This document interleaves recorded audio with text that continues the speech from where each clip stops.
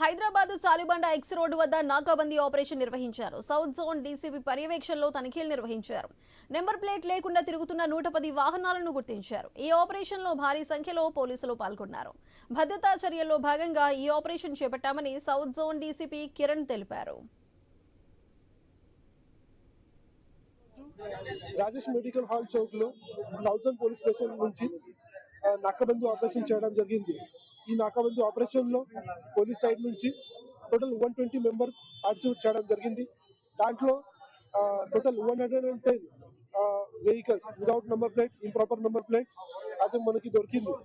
At the same time ఈ vehicle checking timing లో ఏదైనా సస్పిషియస్ మెటీరియల్ ఉందా లేదా, ఫేషియల్ రికగ్నిషన్ సిస్టమ్, తర్వాత ఫింగర్ ప్రింట్స్ గురించి కూడా మనం ప్రాపర్ గా యూజ్ చేయడం జరిగింది. సో దాంట్లో ఇప్పటి వరకు టోటల్ 2000+ వెహికల్ సీజ్ కూడా చేయడం జరిగింది. మన పబ్లిక్ నుంచి కూడా మంచిగా కోఆపరేషన్ కూడా నడుస్తుంది.